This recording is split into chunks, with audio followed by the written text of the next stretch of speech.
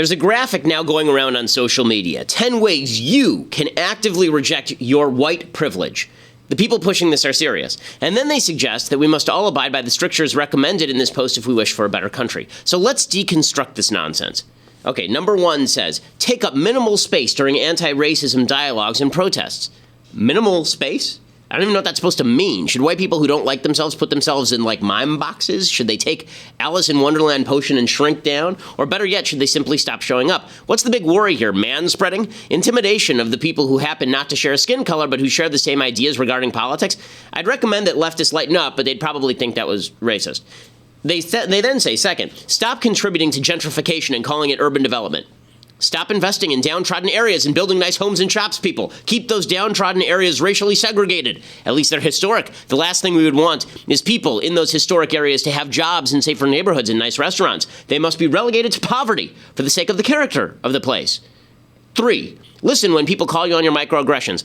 I suppose this means not jumping from the nearest window, which is actually kind of a sacrifice. 4, never invite people of color to the table for the sake of claiming diversity. I actually agree with this one. How about we just invite people to the table who are interesting and have knowledge, rather than judging them by their skin color? But you know who doesn't agree? Hillary Clinton. She actually suggested having a black person to be named later in her cabinet for the sake of claiming diversity. 5, refrain from using your non-white friends as your urban dictionary. Not sure who does this. Who turns to their black friend and asks them to decode rap songs? Anybody? Then again, if you actually talk about black cultural hallmarks and you're not black, then you're white-splaining, or you're engaging in cultural appropriation, so it's a little bit of a catch-22. 6, stop lifting up non-confrontational people of color as example of what people of color activism should be.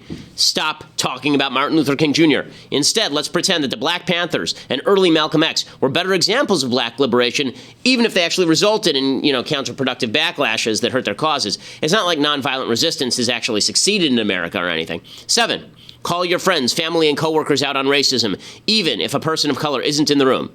This actually seems like a good idea. Like this post that we're discussing right now. It's racist. 8, understand that all anti-racism work doesn't look the same and advocate accordingly. This means that you should let everybody do what they please, up to and including riots in Ferguson, presumably. 9, realize that all discussions about race aren't for you, and be okay with it. You see, if you're called racist, or if we're discussing racism, you should shut up, because you're white. It's not for you.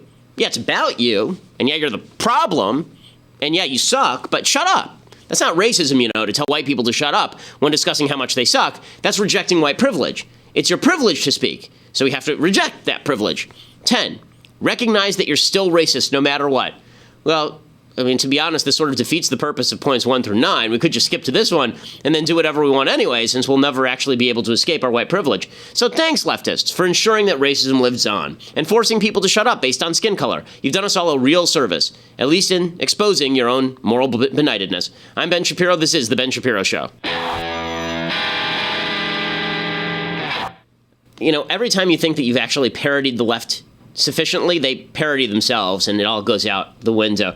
I want to talk a lot about Trumpcare today because the new Congressional Budget Office report is out, and it basically sucks. There's a bunch in it that is not true, or there's a bunch in it that is based on faulty premises, and the entire left is going totally insane over it. And clearly there is a division of opinion about the CBO report from the right as well. You have some people like Paul Ryan who are touting the CBO report because he hit his head on something hard when he was a child, and you have some people in the Trump administration saying the CBO report doesn't mean anything, even though they used to cite the CBO report about Obama. We'll get to all of that in just a second. But first, we have to say thank you to our sponsors at Boll and Branch. So, if you are somebody who really does not sleep well, one of the reasons you're not sleeping well, I would guess, is because the quality of your sheets is terrible.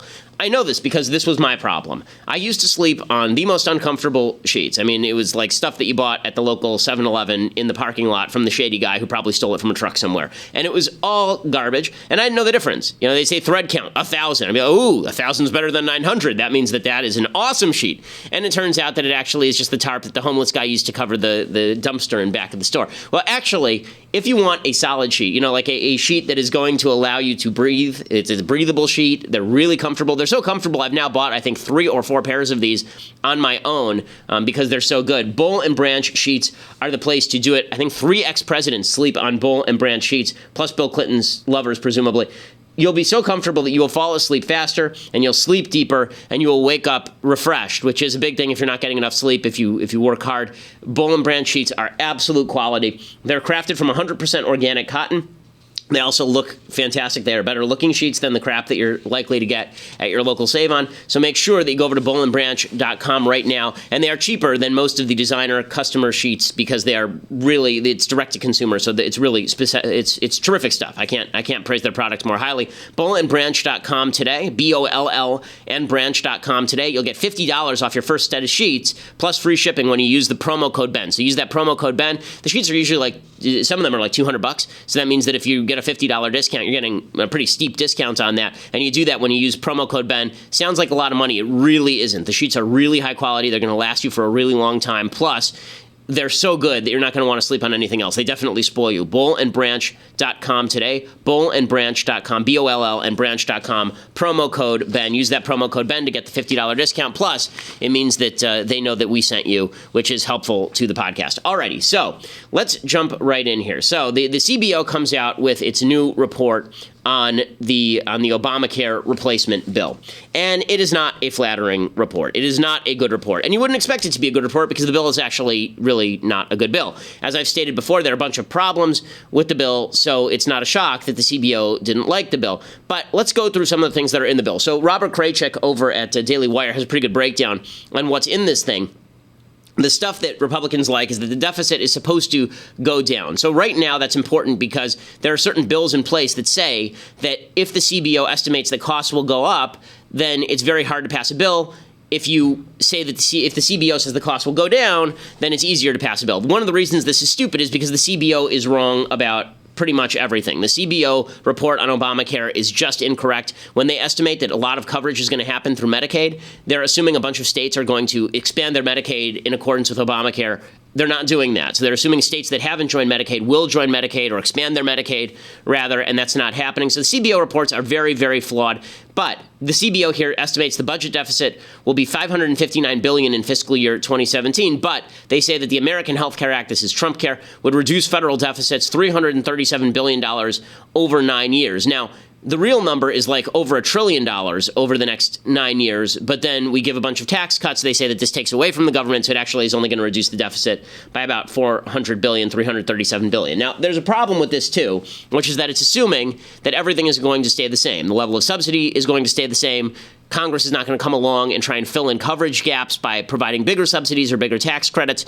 So I don't actually believe that the deficit is going to really drop under this bill because there has never yet been a government subsidized program where the deficit decreases. It just doesn't happen that way. The bill, the CBO also says that the number of uninsured is going to rise. So by 2018, they say 14 million more people would be uninsured than under current law, according to the CBO's estimate. And they say that most of this 14 million person increase would be people who are currently purchasing health insurance because they are forced to do so by the government, and then they would just stop doing it because they don't want to pay the penalty. So the left is jumping on this to suggest that people are being thrown off their health insurance. No, most people just don't want to buy the stupid stuff because it's too expensive and it's crap. And once they're not forced to buy it, they will stop buying it. And we'll talk about this in a little while because the left keeps saying now that this means people are going to die. People are going to die because of Trumpcare.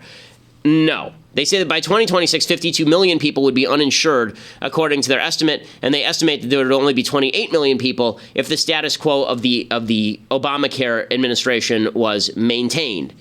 There is a problem with this, however. Okay, so I will explain this problem with this chart. Here is this is 18 CBO. This is what the CBO estimated would be the enrollment in Obamacare over time.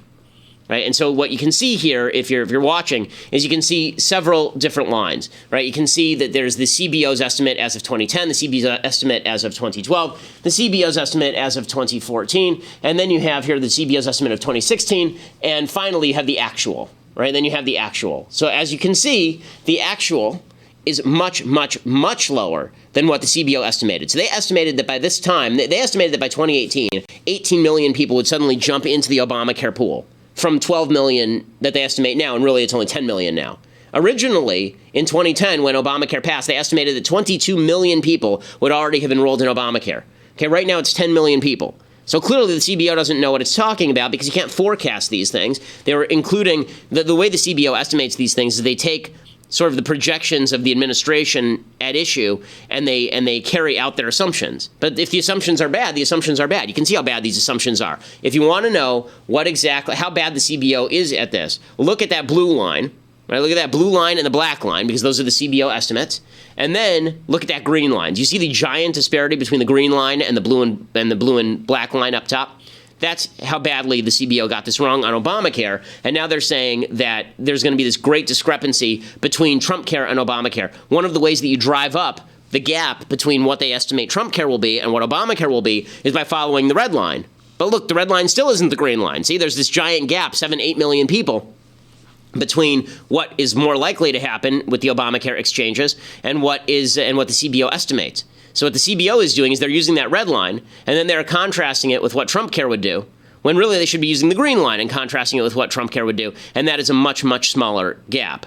Okay, the CBO also says that health insurance companies are not going to survive. So despite all of the talk from Trump and team about how this is going to free up the market, it doesn't actually free up the market. They say that the market for non-group coverage insurance purchased individually would be unstable if the people who wanted to buy coverage at any offered price would have average healthcare expenditures so high that offering the insurance would be unprofitable. In other words, without a mandate, and this was the reason there was an Obamacare mandate, without a mandate, you don't have healthy people buying in because healthy people don't buy health insurance typically, or at least expensive health insurance. If you don't have healthy people buying in, that drives up the cost of healthcare for all of the other people who actually are sick, because it costs more to insure sick people than to bundle them together with healthy people. And that means costs go up and people are thrown off their insurance. That means the premiums are going to rise, and that's what the CBO estimates. They say that the premiums in the individual market will rise before 2020, and then they say that it will decrease after 2020 because a bunch of people will basically be covered by Medicaid expansion up to 2020, and also because they think that competition at that point will kick in, and finally you'll see the premiums decrease. The problem is 2020 is 4 years off from now, 3 years off from now, and there's no guarantee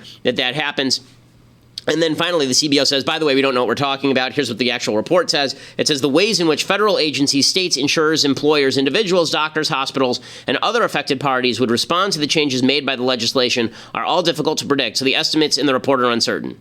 But everybody's taking it as gospel. So number one, you shouldn't take it as gospel. That's just, let's be frank about this. The CBO, as we show in this chart, the CBO really is not correct here, and they don't know always what they are talking about. It is perfectly fair to question the CBO's forecast based on their history of bad forecasts. That's not stopping Democrats from going out there and pointing out that a bunch of people are, quote-unquote, going to lose their health insurance. Now, I want to start with this premise for 1 second and pause. Okay, when they say that people are going to lose their health insurance, people are going to die because they lose their health insurance, if your only metric of healthcare success is how many people are covered by any health insurance program, whether it sucks, whether it's Medicaid, then what that means is that in the end, the only way you're actually going to get to the number you want is through nationalized healthcare. If your only measure of success is how many people are quote-unquote covered, and it doesn't matter what the type of coverage is, and it doesn't matter what the quality of coverage is, it doesn't matter whether you can actually get a doctor through the coverage, if that's all that matters to you, then nationalized healthcare is the only solution, because nationalized healthcare means that everyone's covered. Sure, the healthcare coverage is crappy. Sure, you can't actually benefit from the healthcare coverage, but everybody is covered. And you see the left jumping into this. They say that Obamacare is better than Trumpcare because Obamacare, quote-unquote, covers more people. But there's no evidence that that coverage is actually making healthcare outcomes better, and there's a reason for that. First of all, when you don't have health insurance in America, it's not like you die on the street. Virtually everybody who has a healthcare problem in the United States walks into an emergency room. Right? This is what illegal immigrants do in the state of California, overburdening the system. So the idea that the alternatives are you either have some sort of government-provided health insurance or you die in the waiting room, it's just not true. It's just not true. Beyond that, the vast majority of doctors actually don't accept Medicaid because Medicaid doesn't reimburse at proper rates. There are studies that actually examine whether Medicaid increases life expectancy, and what they find is basically no. So there's something called the Oregon Health Insurance Experiment that actually looked at this in Oregon, and it found that it did not decrease ER visits. So one of the purposes of having Medicaid is the idea, okay, you're covered now, so you don't have to show up in the ER. It actually doubled the number of ER visits because people thought that Medicaid just meant they were supposed to use the ER more, apparently. And when Medicaid users received more diagnostic care, which is true, it also had no statistically significant effect on several measures of physical health, including blood pressure, cholesterol, or cardiovascular risk. So the idea that being on Medicaid is a lifesaver, and if you're not on Medicaid, you die, it's just not true.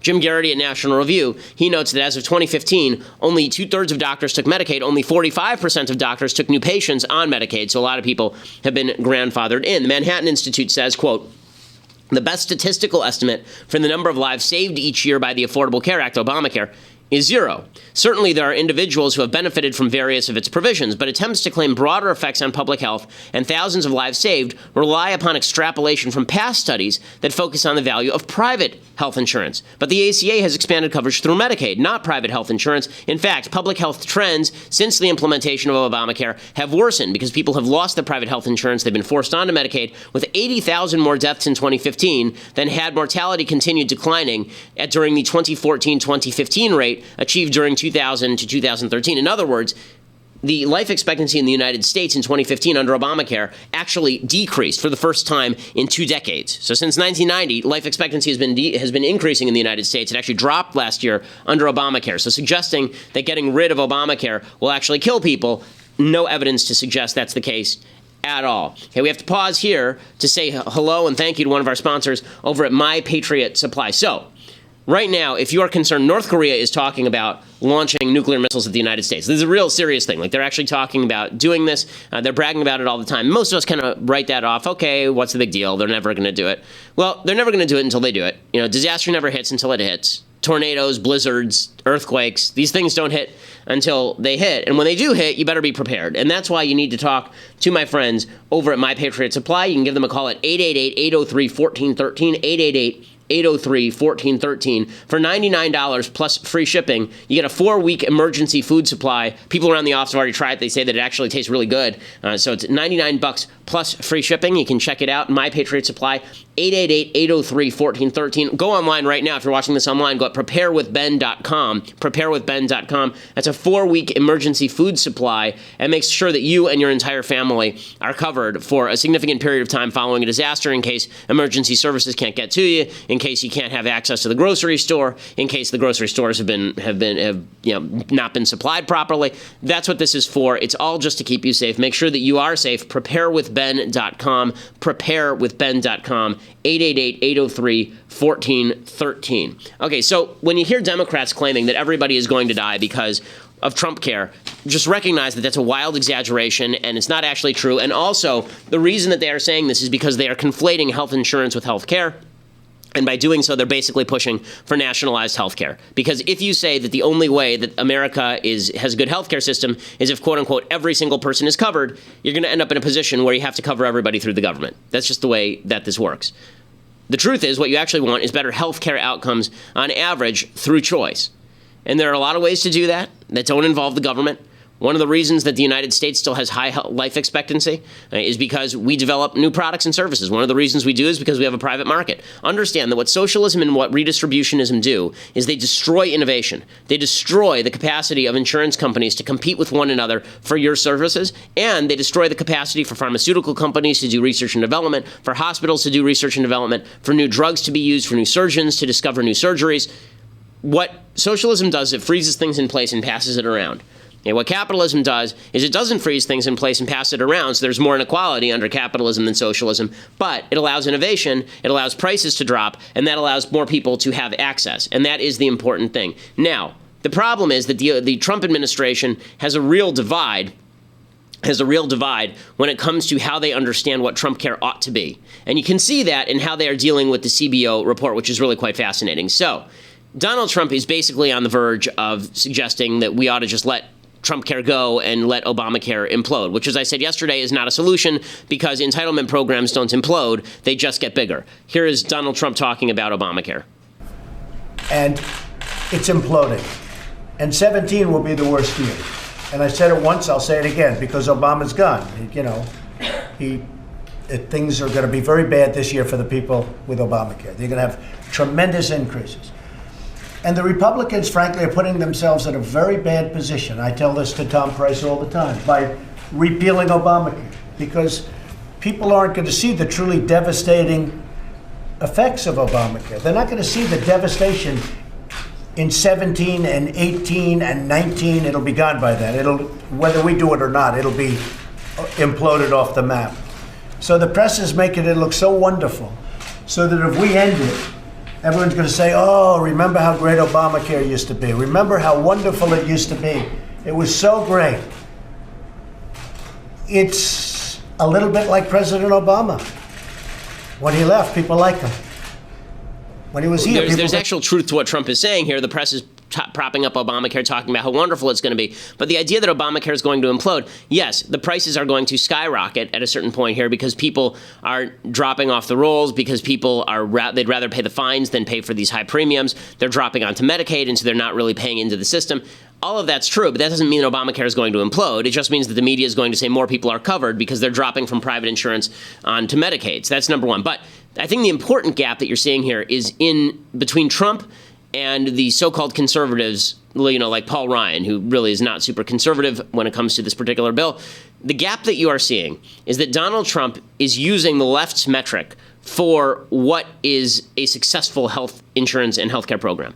And we'll talk more about that, but you have to go over to dailywire.com for that. So go over to dailywire.com right now, become a subscriber. We're going to deconstruct some culture a little bit later. We're going to talk about that. We're going to talk about Michael Brown and this new tape that is broken of him. Does it change everything? dailywire.com to check that out. $8 a month will buy you a subscription. Today is the very last day for annual subscribers to get a free DVD copy of The Arroyo, fictional film set on the southern border. Really good movie. You're going to want to watch it multiple times with your family because it's really good. dailywire.com, annual subscribers get that movie. Today is the very last day for that deal. So dailywire.com, $8 a month. Plus, if you just want to listen to the show a little bit later, then you can always go over to iTunes or SoundCloud and check it out. And to make sure that if you go over to iTunes, make sure that you leave a review. We really appreciate it. We are the largest conservative podcast in the nation.